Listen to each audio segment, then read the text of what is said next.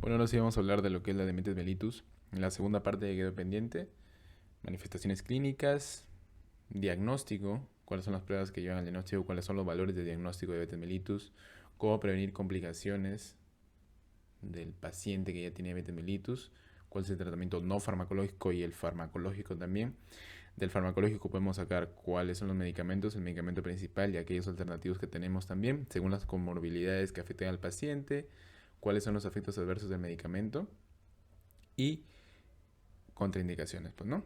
Vamos a empezar hablando sobre las manifestaciones clínicas y es que el paciente va a tener las características 4Ps, ¿ok? Presentando primero por poliuria y es que hay un desencadenante que va a llevar a las manifestaciones clínicas. No todos los pacientes tienen las manifestaciones clínicas de diabetes. De hecho, la mayoría de pacientes que son diagnosticados con diabetes se le diagnostica en un examen de rutina que nos va a llevar al reconocimiento de la glucemia en ayunas, prueba de tolerancia a la glucosa o hemoglobina glucosilada, más que por la presentación clínica. Pero eso sí, la presentación clínica se va a dar cuando superamos el umbral de reabsorción renal de glucosa, que como deben saber es de 180. Cuando nosotros superamos el umbral de reabsorción renal de glucosa, o sea, más de 180 miligramos por decilitro de glucosa en sangre, esa glucosa que supera ya no va a poder ser reabsorbida. Entonces esa glucosa pasa a ir a la orina, a hacer glucosuria. ¿Ok? Y esa glucosa tiene que ir acompañada de agua, por lo que se llama una diuresis osmótica. Va a jalar agua, ¿ok? Hacia la orina. Por eso que el paciente va a tener mayores deseos frecuentes de orinar a cada rato, pues, ¿no? Esto va a generar, pues, que disminuya el volumen sanguíneo, el volumen plasmático, y va a generar un aumento de las ganas de la sed. Va a aumentar o va a causar lo que se llama la polidipsia, que es tener sed, deseos frecuentes también de tomar agua. Y también vamos a tener lo que es la polifagia. Y la polifagia se explica porque el organismo no reconoce que nosotros, aunque estemos comiendo, la glucosa no entra a las células, ¿ok? Y el organismo lo reconoce como que no nos estamos alimentando, ¿ok? La glucosa está en el torrente sanguíneo y una hiperglucemia sí, pero dentro de las células no hay suficiente glucosa, ¿ok? Y el organismo va a querer comer más para satisfacer esas necesidades de energía. Y la pérdida de peso pues se explica por ahí también, y es que al no llegar la glucosa dentro de las células, el organismo empieza a activar otros mecanismos, también por asimilar de que no estamos comiendo, para tener glucosa, y es que va a aumentar la gluconeogénesis de otros, ya sea de ácidos grasos, ¿ok? Lipólisis principalmente y después de aminoácidos, pues, ¿no? Es como si fuera un ayuno prolongado. Ok, ahora vamos a ver lo que es el diagnóstico de la diabetes mellitus, cómo vamos el diagnóstico de diabetes mellitus en los pacientes, en aquellas personas que no están embarazadas. Vamos a tener 4 criterios, ¿no? La hemoglobina glicosilada, la glucemia en ayunas, muy utilizada, la prueba de tolerancia celular a la glucosa y la glucemia plasmática aleatoria. Empezando por la hemoglobina glicosilada, tenemos que saber que esta va a medir pues los últimos 3 meses, ¿ok? Una cronicidad más larga en el tiempo frente a las otras pruebas, y es que mide o evalúa la cantidad de glucosa que está adherida o pegada a la hemoglobina en el eritrocito, ¿no? Por eso se llama hemoglobina glicosilada, y es que el valor para determinar un diagnóstico de diabetes según hemoglobina glicosilada es mayor o igual a 6.5%. ¿Ok? En cuanto a la glucemia en ayunas, nosotros el valor normal de la glucemia en ayunas o esperado en un paciente sano es de 70 a 100 miligramos por decilitro. Si tuviéramos más de 126 miligramos por decilitro en una persona que ha ayunado 8 horas por lo menos, estaríamos también dando un diagnóstico positivo de diabetes. En la prueba de tolerancia oral a la glucosa, el análisis se da después de 2 horas de haber administrado dextrosa, ¿ok? 75 gramos, se examina a las 2 horas después, y si nosotros tenemos un valor mayor o igual a 200 miligramos por decilitro, también sería un diagnóstico positivo para diabetes. La glucemia plasmática aleatoria se va a indicar en qué casos. En el caso que nosotros tengamos aquellas manifestaciones clínicas, ¿ok? Las 4Ps, poliuria, polidipsia, polifagia, pérdida de peso, en el paciente que refiera, entonces podemos dar a una glucemia plasmática aleatoria, o si estamos frente también a una crisis hiperglucémica, ¿no? En este paciente, en el caso sea positiva es porque nos va a dar un valor mayor o igual a 200 miligramos por decilitro. ¿Ok? Lo ideal y esperado para la prueba de tolerancia celular a la glucosa es menor a 140. Ahora, para los criterios de prediabetes en personas no embarazadas, también vamos a tener que para la hemoglobina glucosilada va a ser un valor de 5.7 hasta 6.4. La glucemia en ayunas de 100 a 125, recordemos que el valor normal es de 70 a 100, de 100 a 125 es prediabetes y 126 o más es diabetes. De glucemia plasmática o prueba de tolerancia celular a la glucosa, los valores que esperamos nosotros en un paciente sano es menor a 140. Prediabetes es 140 a 129 y diabetes es mayor o igual a 200. Y ahora sí, hablando un poquito de la prevención del paciente diabético, cómo tenemos que prevenir a que este paciente complique, ¿no? Cuando nosotros ya tenemos el diagnóstico de diabetes, lo primero que tenemos que hacer frente al paciente es corregir la educación alimentaria, ¿no? Educar también sobre la diabetes, qué enfermedad, reconocer aquellos signos y síntomas que están evidenciando un mal control, dar al paciente conocimiento sobre el automonitoreo y el uso correcto de los medicamentos, ¿no? De la insulina, también si estamos hablando de diabetes tipo 1 o una diabetes tipo 2 complicada, ¿no? Evidentemente es muy importante este paso, ya que, como ustedes sabrán, el paciente juega un rol muy importante en esta enfermedad de la diabetes mellitus, su colaboración, ya que aquí ya no, justamente, hablando ahora, pasando a la alimentación, ya no pueden haber bebidas azucaradas, nada de gaseosas, ni aquellos alimentos o bebidas con alto índice glucémico, ¿no? Justamente vamos a hablar de dietas, y es que es muy importante adecuar al paciente a una dieta, justamente aquellas como la mediterránea, la DASH, que está comúnmente puesta a los pacientes que al tener no solo diabetes mellitus, sino también tienen hipertensión, porque cuida también el consumo de sal. Tenemos la dieta hipoglucémica, que en general lo que hacen es controlar el consumo de carbohidratos, ¿okay? Controlarlo, tampoco anularlo porque hay un riesgo de hipoglucemia, pero sin controlarlo, ¿no? Predominar las proteínas magras, las grasas insaturadas y el consumo de sal. Obviamente, corregir también lo que es la actividad física, bajar de peso, ya que la obesidad es un predisponente de comorbilidad del paciente y obviamente de complicaciones, de peor respuesta a la insulina. Y tenemos que por lo menos, bueno, lo ideal sería que el paciente haga de 30 a 60 minutos diarios de ejercicio, ¿ok? Por lo menos 4 o 5 días por semana. Pero si en caso no se pudiera, lo que nos dicen las guías es que al menos sean 150 minutos por semana, dividido en al menos 3 días y sin dejar pasar más de 2 días sin hacer ejercicio. ¿Ok?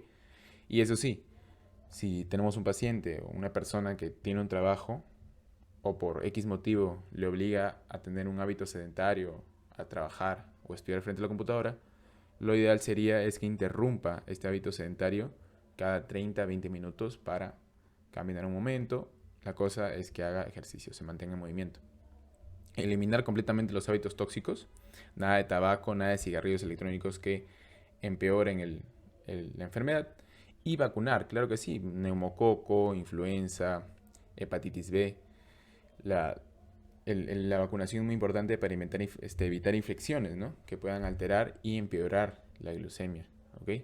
Empeorar la enfermedad, que puedan causar también acidosis láctica, aumento del lactato y complicaciones asociadas a la diabetes, ¿no? Bueno, seguido de eso, tenemos que mantener un control metabólico, control cardiovascular. Lo ideal es que la hemoglobina glucosilada la bajemos por inferior a menos del 7%. La presión arterial la tenemos que evaluar como mínimo cada 6 meses. El perfil lipídico también tiene que estar evaluado. La adherencia al tratamiento, que vamos a ver después cuál es el tratamiento para esta enfermedad. El consumo de alcohol tiene que estar totalmente anulado. Y obviamente debemos evitar que el paciente consuma medicamentos que no estén recetados por el médico.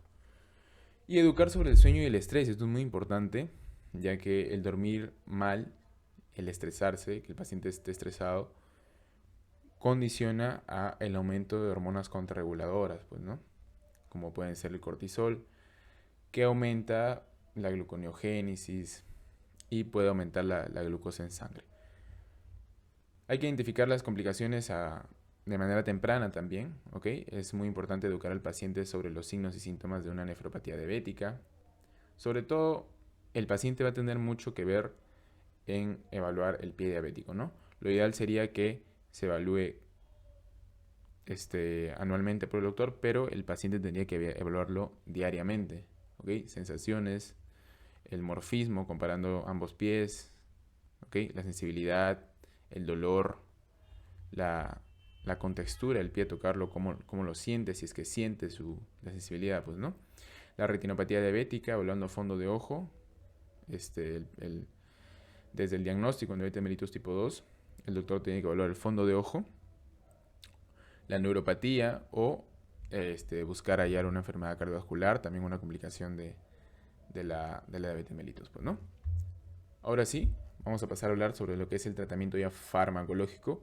Y es que aquí estaríamos hablando de que la primera línea es la metformina, ¿ok? La metformina se ha visto que tiene la mayor eficacia clínica, tiene un efecto de ligera pérdida de peso, pero sobre todo es que no aumenta el peso frente a otros medicamentos que sí que pueden aumentar un poco el peso, y tiene un menor costo frente a otros tipos de tratamientos, ¿no? Y el mecanismo de acción de la metformina radica en el hepatocito, pues, ¿no? Es que el mecanismo de acción para inhibir la gluconeogénesis es que la metformina actúa inhibiendo la glicerol fosfato deshidrogenasa mitocondrial, que es una enzima que normalmente convierte el glicerofosfato a la dihidroacetona fosfato, que esta vendría a componer parte de la vía de la gluconeogénesis. Entonces, tampoco, ¿ok?, se convertiría el lactato en piruvato, y en general la vía de la gluconeogénesis estaría afectada, por lo que ya no habría tampoco materia prima para producir glucosa, ¿no? Pasa algo parecido con la inhibición de la lipólisis, y es que la metformina actúa activando la proteína quinasa dependiente de AMP. ¿Mediante qué? Mediante un gen, el LKB1, y aquí hacer un paréntesis, ya que justamente se habla de este gen.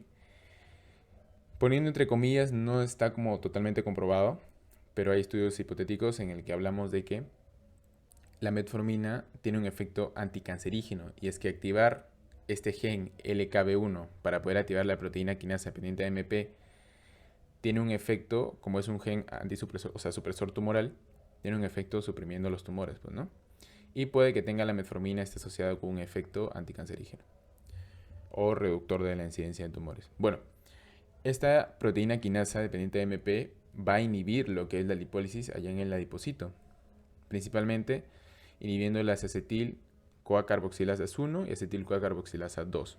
Y si inhibe la lipólisis, ya no va a haber ácidos grasos libres, que es la materia prima para poder también crear o iniciar la gluconeogénesis a partir de ácidos grasos.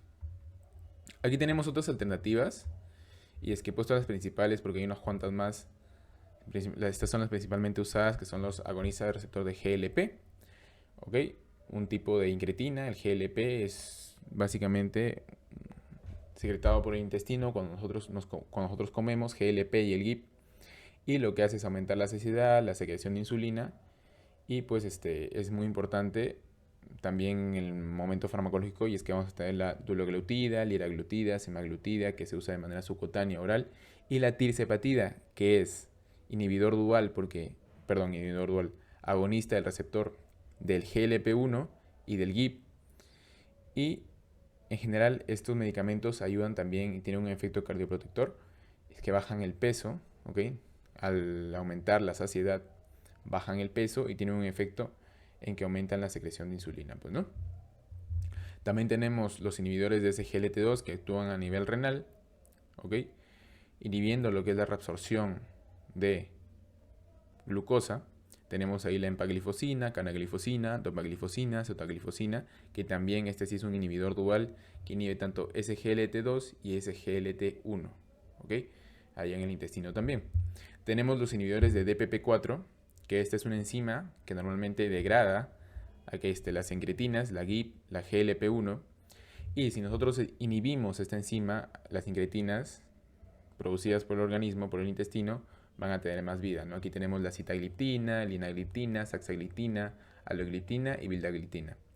Y las sulfoniburias, que actúan en el receptor SULF1, en la célula beta pancreática para estimular la secreción de insulina, ¿ok? De las vesículas. Tenemos la glimepiridina, la gliclazina, la glipsina, la glibenclamida.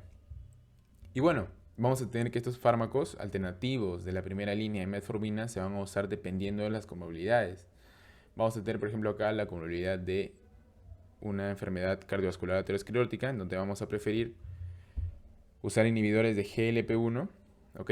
Para bajar el peso, dar saciedad al paciente, que el paciente ya no coma tanto este alimento ultraprocesado, en grasas saturadas. Y también tenemos los inhibidores SGLT2. Sobre todo se ha visto que tiene, bueno, el mayor uso y el más comprobado para este caso es la empaglifosina, ¿ok? Que lo que hacen, pues, tiene un efecto hipoglucemiante, ¿no? Al inhibir la reabsorción de glucosa en el túbulo contorneo proximal. Tenemos la insuficiencia cardíaca, la enfermedad renal crónica, y es que, ¿cómo lo vamos a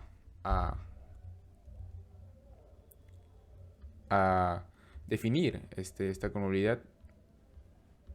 Y es que siempre y cuando tengamos una albuminuria, ¿ok?, mayor a 30,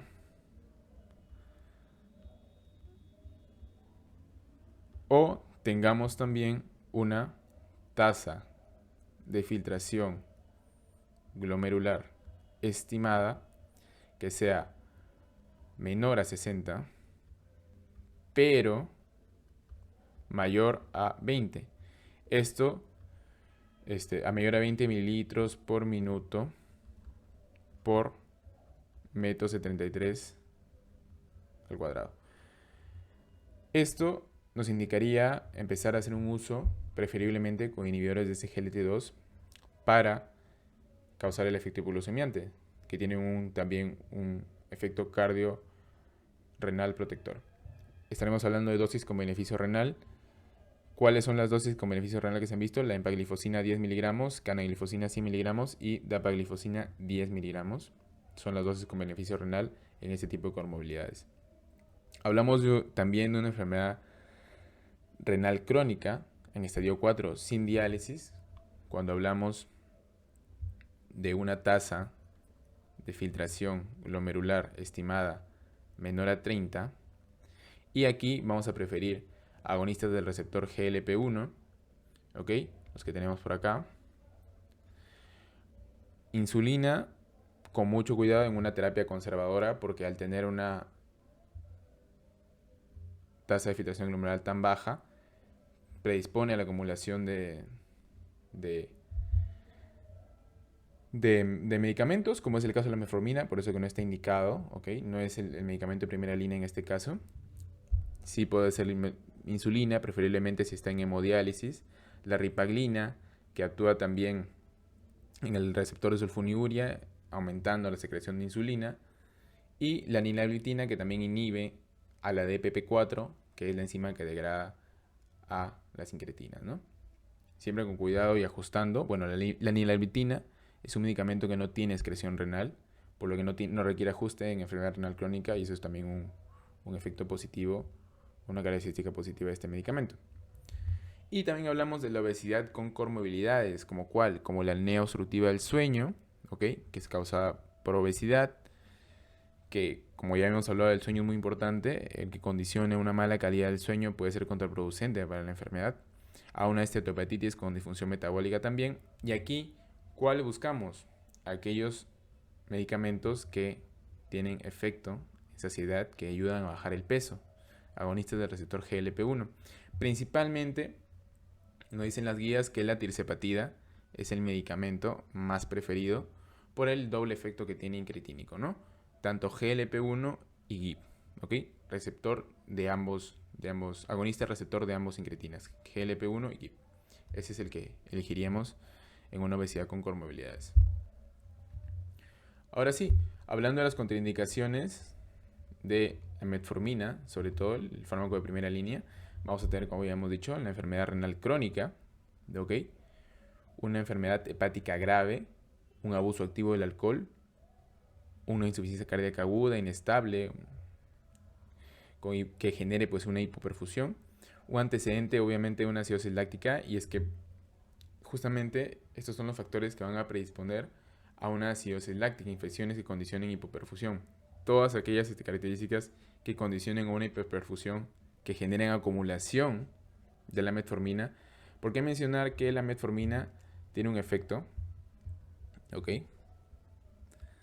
La metformina tiene un efecto de inhibir la gluconeogénesis, ¿no? Y al momento que inhibe la gluconeogénesis, inhibe, uno, la respiración mitocondrial, principalmente en complejo 1. ¿Ok? Inhibe la respiración mitocondrial, aumenta lo que es la respiración anaerobia. ¿Ok? Aumenta la respiración anaerobia y aumenta el lactato con ello. Entonces, una acumulación de metformina que no puede estar bien eliminada de manera renal por una enfermedad renal crónica, por ejemplo, predispone a que el efecto de la metformina avance mucho más, o sea, mucho más grande por acumulación. Y esto puede generar una acidosis láctica. También tenemos que según la tasa de filtración glomerular, ¿no? Si el paciente tiene una tasa de filtración glomerular estimada menor a 30 mililitros por minuto por metro 73 cuadrado, está contraindicado, ¿ok? Tiene una función renal bien disminuida. Si tiene una función renal entre 30 y 45 mililitros, siempre se evalúa el riesgo-beneficio. Si tiene una función renal mayor a 45, pues sí que estaría indicado pues el tratamiento con metformina completo, ¿no? Ahora, otra característica de contraindicación es la radiografía con contraste intravenoso. El Colegio Americano de Radiología sí nos dice que no es necesario suspender ni antes ni después de la administración intravenosa de medios de contraste yodados, a no ser que tengamos una evidencia de lesión renal aguda, ¿ok? Hay guías que nos dicen que sí, o hay artículos que nos dicen que sí, que debemos suspenderlo, ¿ok? Sobre todo refieren en pacientes que tengan una tasa de filtración glomerular estimada menor a 45, pero lo ideal sería pues que siempre se esté evaluando muy de cerca de manera continua la función renal, ¿no? Sobre todo por el efecto de una lesión renal aguda que pueda ocasionar esta radiografía, esta administración intravenosa de contraste, que puede condicionar una vez más a la acumulación de metformina, ¿ok? Y acidosis láctica, ¿no? Justamente hablando de los efectos adversos, vamos a tener efectos adversos gastrointestinales, ¿ok? Refieren sabor metálico, anorexia, leve, náuseas, molestias abdominales y diarrea. Esto se soluciona, ¿ok? Justamente administrando lo que es el medicamento con las comidas. Y es que no lo había mencionado, pero vamos a hablar un poquito de lo que es la forma de administración de la metformina. La metformina se debe administrar primero en los pacientes 500 miligramos. ¿En qué comida? Junto con la cena. ¿Ok? Junto con la cena.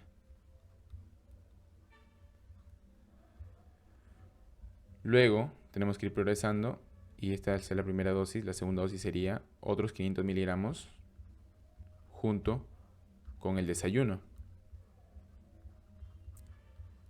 Evaluando la función renal del paciente, podríamos ir progresando de estos 1000 miligramos dosis diaria hasta 200 miligramos como máximo. ¿Ok? Siempre dependiendo de cada paciente. Pero una de las características de la administración de metformina, justamente para evitar efectos gastrointestinales, es administrarlo junto con las comidas y, si persiste, poder pasar de una metformina de liberación rápida a una metformina de liberación lenta. También es ayudante o nos ayuda a evitar los efectos gastrointestinales que pueden condicionar a que el paciente no quiera seguir el tratamiento, ¿no? Tenemos también la deficiencia B12. Puede haber una malabsorción, se ha visto que hay malabsorción en pacientes que consumen metformina, sobre todo que tiene que ver con relacionado al calcio, y se recomienda, se resuelve administrando carbonato de calcio, o muy importante también, y es que no condiciona a una anemia ferropénica, pero sí pueden haber síntomas neurológicos a los años de la administración y el tratamiento con metformina, porque las reservas de B12 son amplias y pueden aguantar bastante tiempo, ¿no? pero también puede estar asociada con reducción de la ingesta de la vitamina B12. Y es que el diagnóstico de diabetes mellitus está asociado a varias dietas, inclusive el paciente a veces se restringe por miedo, por la enfermedad, el consumo de algunos alimentos, entre ellos aquellos ricos en B12, y eso es una manera, una vía que condiciona la deficiencia de B12. Tenemos la mala absorción, y es que hablando también del tratamiento no farmacológico, uno de los tratamientos que también pueden, o se ha visto que ayuda a bajar el peso en los pacientes es la cirugía bariátrica, y eso también puede generar un efecto de mala absorción de vitamina B12 allá en el ilion distal.